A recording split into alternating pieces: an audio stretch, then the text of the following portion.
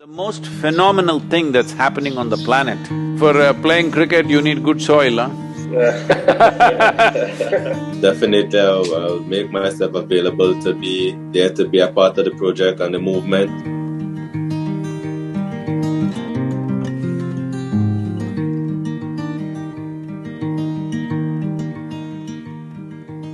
Namaskaram, good morning.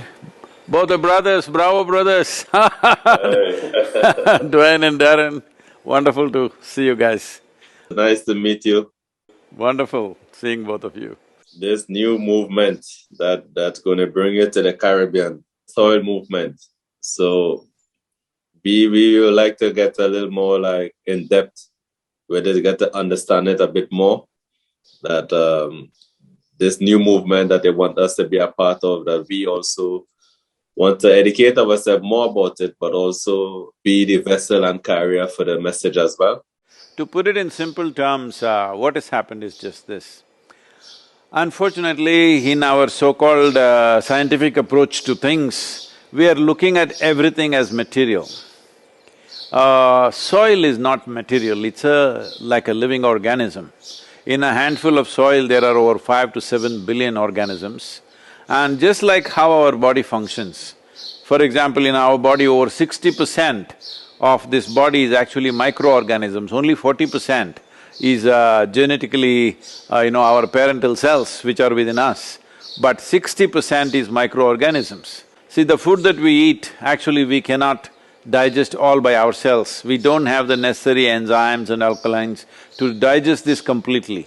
Only because of the microbial gut microbes that are there, we digest food.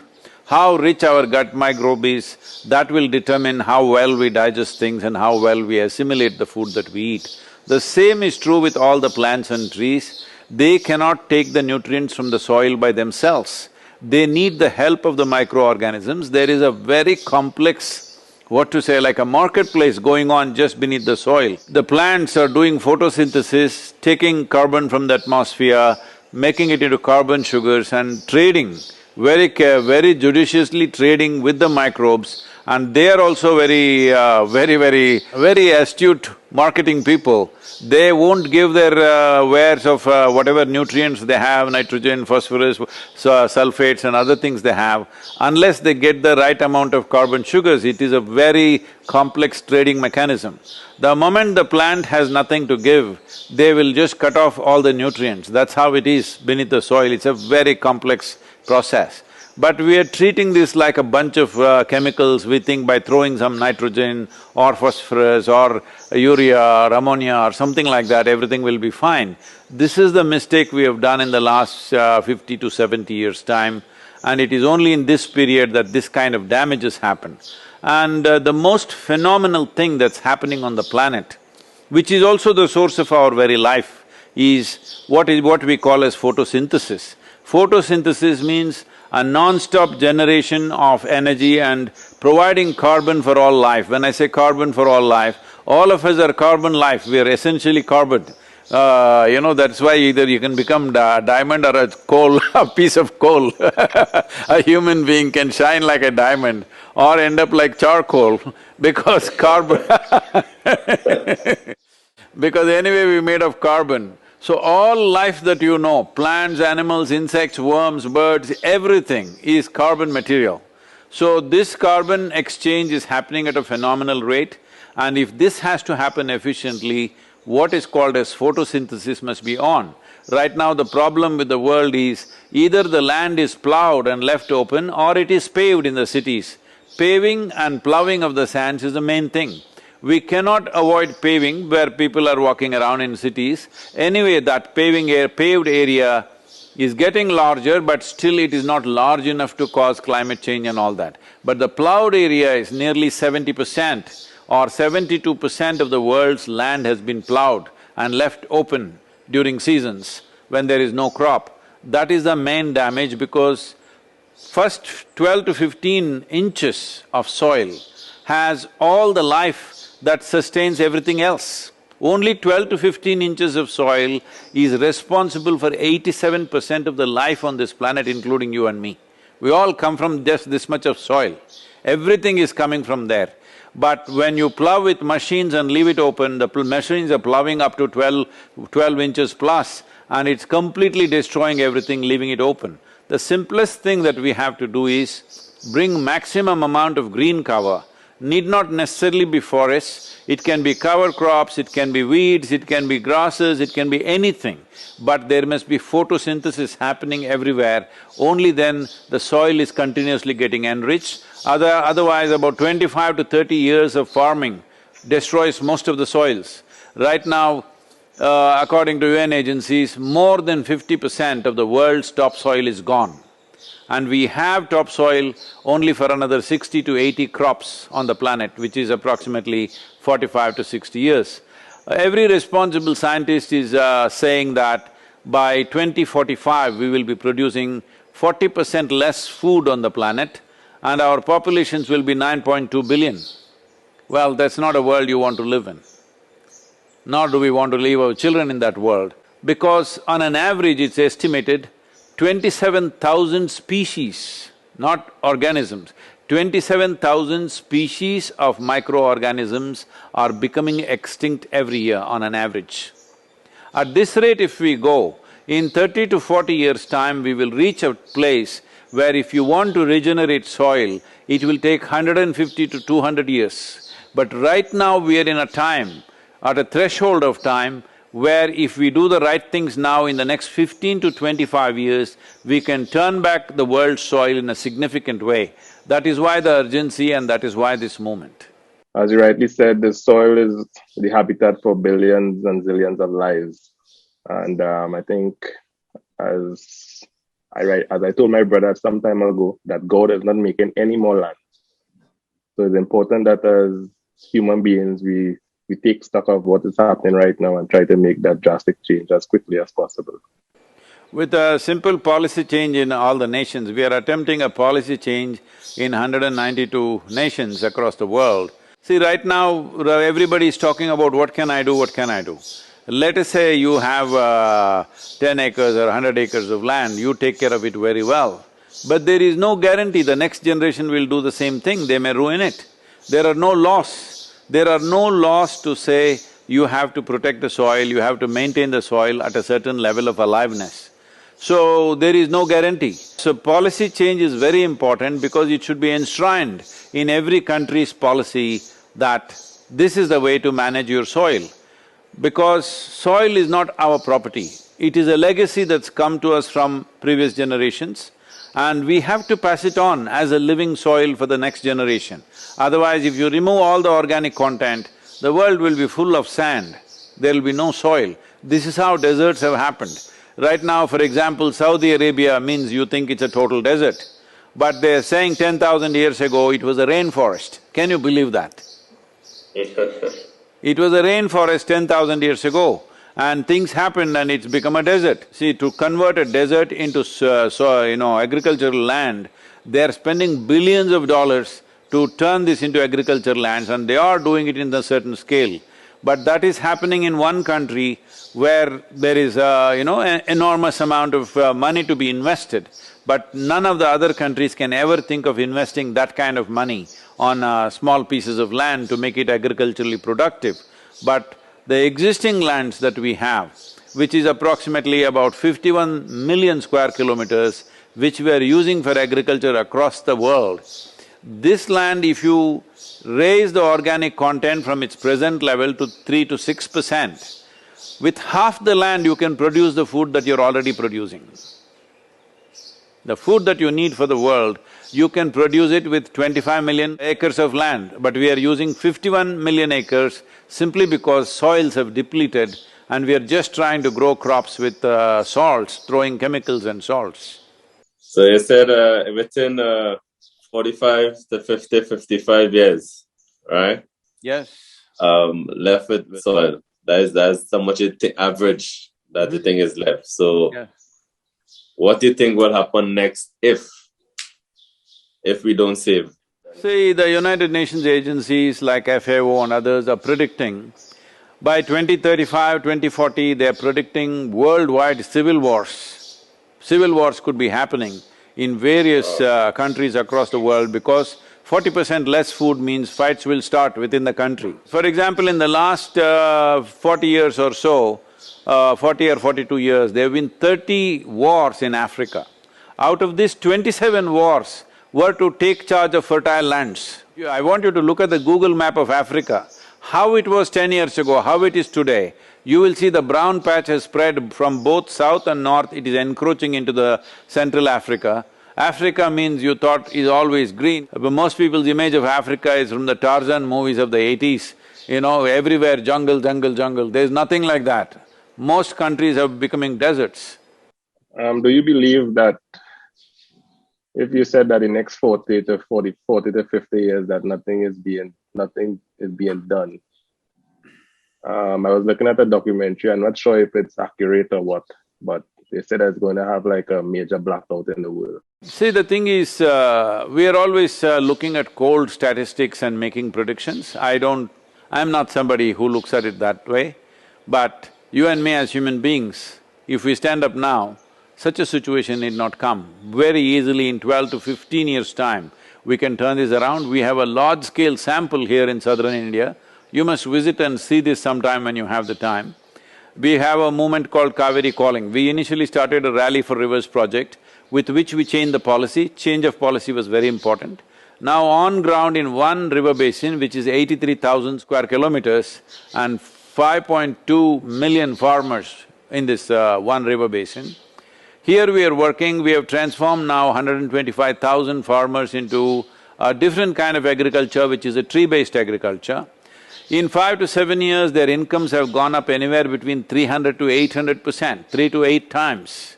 And the soil quality has improved significantly, and water tables have come up, and the nutrition quality in the food has greatly enhanced. See, why I'm talking about nutrition is, for example, in United States, I'm saying United States because that is one place where these things are being measured. In most other places, it's not measured. What kind of fruits and vegetables you ate in 1920, about 100 years ago, today only 10% of the nourishment is there in the same vegetables and fruits. If you ate one orange in 1920, what you got, today you have to eat 8 oranges to get the same thing. Have you ever eaten 8 oranges for breakfast, I'm asking? So why you think is the cause of that? You have to eat like almost triple. Not triple, 8 times. Yeah. Quality is no longer the Yeah. same because of the There is fact that no… not… there is no 8 in cricket, only 6. That's a problem. I saw a photo of you with the bat, Oh, really? playing a shot.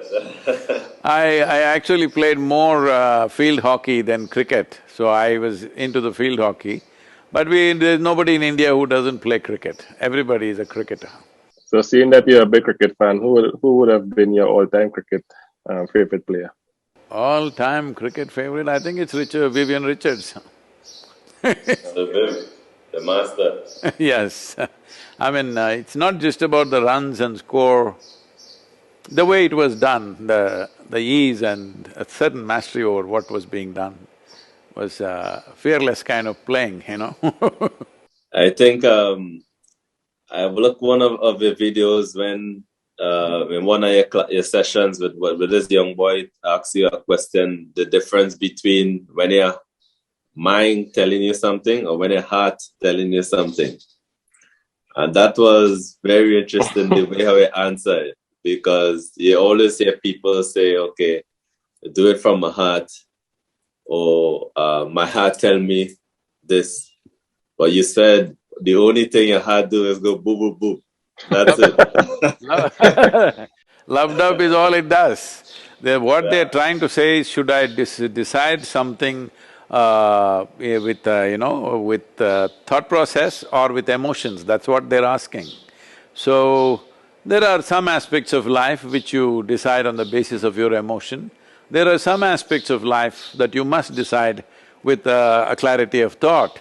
There is no this thing that everything has to be by thought. If you do everything by thought, you will succeed to some level, after that your life will be so dry. Juiceless kind of life you will live.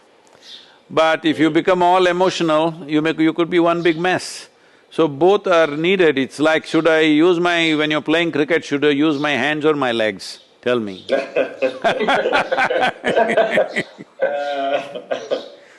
Interesting, interesting. Okay, so I want to ask a personal question, right? Obviously, being a cricketer, you get a particular feeling of greatness and superior when, for example, you score a test 100 or you score a one-day 100 or whatever the case may be. The feeling you get after you score that particular 100 for the next delivery you're going to bat. How can you replicate that sort of feeling initially when you now go into the wicket to start your innings? See, That level of confidence and so forth. I'm sorry, I may say something which is contradictory to many things you would have heard. See, you should not feel good because you hit 100. You should not feel good because you won the match. Well, those things are there, little bit of celebration and stuff is there. But the real good feeling for a cricketer should be about how you hit the ball, okay? When you hit the ball really well, there is a good feeling and that's all you must bank on. If you keep on having that good feeling, somebody else will count the score. Why are you counting the score? There are other people, hello? You must just hit the ball, like somebody was asking me, in India, as you know, one big emotion is always, this thing, India-Pakistan match is like another level of excitement and emotion. So somebody comes and asks me, Sadhguru, how to beat Pakistan? I said, don't beat Pakistan. Why do you want to beat Pakistan? Beating Pakistan is not the business of India's cricket team. India's cricket team should only bother about how to hit the damn ball. Don't try to beat Pakistan or Pakistanis, that's not the way to play the game. You just hit the ball. If you hit the ball well, you will beat everybody, all right? But beating everybody is not the business of cricket. The business of cricket is hitting the ball well. So, the greatest feeling for you should be always about striking the ball well. If you have that, somebody will count, somebody will declare who won, that's not your business. Your business is you hitting the ball really well, that's all. And people love you and admire you for that. It's very easy to write 100, 100 is 100, No. Nobody is admiring you for 100, unfortunately people may think so. But the real pleasure of the game and the accomplishment of the game is how well can you hit the ball. So when you asked who is your favorite player, I said Vivian Richards. Maybe Vivian Richards has not scored as many runs as somebody else, many other people have bigger records. I'm talking about how the ball was struck. That's all the game is. Just looking at it from a mental perspective, sometimes you want that level of confidence even when you're not doing well. There's a certain level of confidence you feel after you get the 100. That's what I'm asking. No, I'm saying it should not be that way, I'm saying. Okay. It should not be that way because 100 is just a number. See, there was a time, as you know, there was a time if a team reaches 100, in 30 overs, that was considered very good.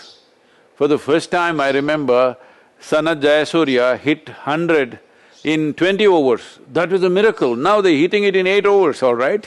10 overs. So I'm saying don't set such standards, 100 is a great number, no. 100 is not a great number, 6 is not a great number. The big thing about cricket is you're hitting the ball so well. And that's all that matters. In the given conditions, in any given condition, you're hitting the ball well. In certain conditions, 50 runs may be very big deal. In another condition, 200 runs may not be so big, isn't it so? So don't go by the number. Your whole thing should be about how to strike the ball in the best possible way, and you must have the greatest feeling from that. Once your confidence and your way of how you feel is dependent on how you strike the ball, that's all your focus will be and that's all it should be. Scoreboard is not your business, there are people employed to do that job. Makes sense. Thank you. So you guys, for playing cricket you need good soil, huh? Yes, very important, otherwise you know what all the track will do for you.